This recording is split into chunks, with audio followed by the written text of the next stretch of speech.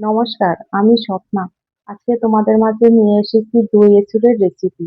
তো এঁচোড় তো অনেকভাবেই খাওয়া হয়, কিন্তু দই এঁচোড় একটু কমই খাওয়া হয়। আজকে আমি বানাবো দই এঁচোড়।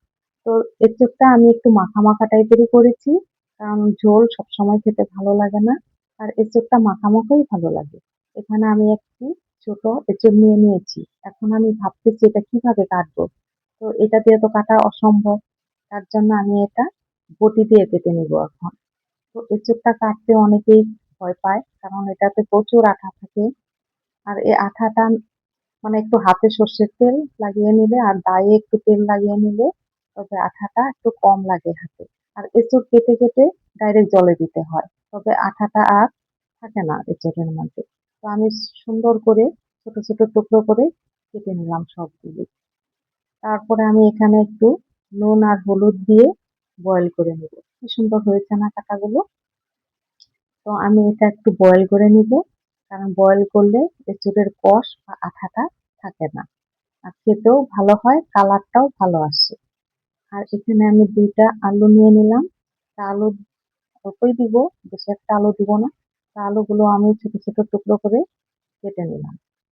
তো আলু কাটা হয়ে গেছে, এদিকে আমার এঁচোড়টাও বয়েল হয়ে গেছে। এখন আমি এটা ভালো করে 2-3 বার জল দিয়ে ধুয়ে নিব, কারণ ধুয়ে নিলে এঁচোড়ের আঠা বা কষ ভাবটা একদমই চলে যাবে, আর কালারটাও খুব সুন্দর দেখা যাবে। দেখো কি সুন্দর কালার আসছে, তাই না? তো এখন আমি এদিকে মশলা করে নেব। তো এঁচোড়টা আমি সম্পূর্ণই আমিষ করব। এর জন্য এখানে আমি আদা, রসুন, পেঁয়াজ আর কাঁচা লঙ্কা পেস্ট করে নিব। তো ততক্ষণে আমি কড়াই বসিয়ে দিয়েছি, তেলও দিয়ে দিলাম।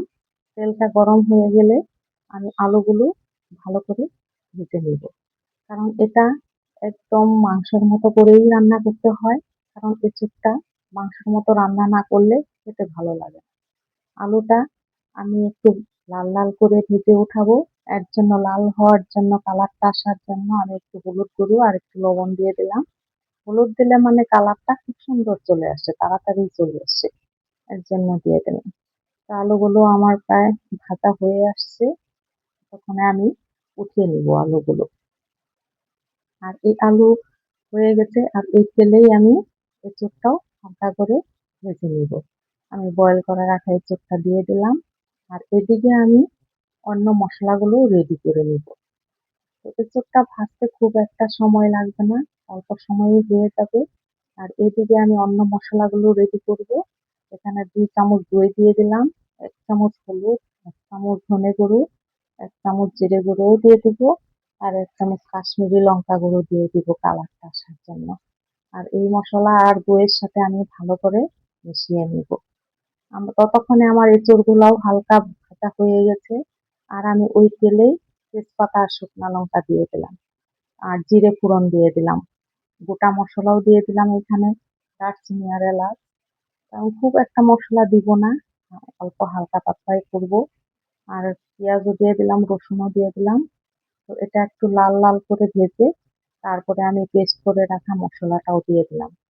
তো এই মশলাটা দিয়ে অল্প ভাজতে হবে, কারণ রসুন আর পেঁয়াজের কাঁচা গন্ধটা চলে না গেলে তরকারির টেস্ট হবেই না।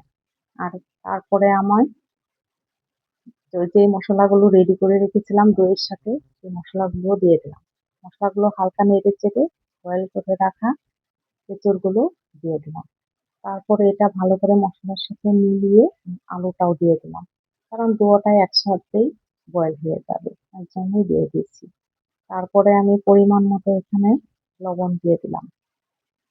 একটু চিনিও দিয়ে দিব, কারণ কাঁঠালের নিরামিষ তরকারিতে একটু চিনি না দিলে ভালো লাগে না, টেস্টটা আসে না। তো আমি ভালো করে কষিয়ে নিলাম। কষিয়ে আমি পরিমাণ মতো ঝোল দিয়ে দিলাম। তো জলটা আমি আগেই ফুটিয়ে রেখে দিয়েছিলাম। আমি সব সময় সব তরকারির ঝোলেই আমি জলটা আগে বয়েল করে রেখে দিই। তারপরে আমি এটা আস্তে আস্তে স্টিম কমিয়ে ভালো করে রান্না করে নেব। আর আমি কাঁচা লঙ্কাও 2-3টা দিয়ে দিলাম। তারপরে আমি এলাচ গুঁড়ো আর ভাজা জিরে গুঁড়োও দিয়ে দিলাম। ভাজা জিরে গুঁড়ো দিলে কি হয়, তরকারির টেস্টটা দ্বিগুণ বাড়ে। এর জন্য আমি ভাজা জিরে গুঁড়োটা ব্যবহার করি। তারপরে নামানোর আগে আমি 1/2 চামচ ঘি দিয়ে নামিয়ে নেব। ঘিটা আমি কমই দিব, আমাদের ঘরে ঘিটা একটু কমই চলে। তারপরে আমার রেসিপিটা প্রায় হয়েই গেল। আর বন্ধুরা যদি আমার কাঁঠালের রেসিপি ভালো লাগে চ্যানেলটা সাবস্ক্রাইব করে যাবে।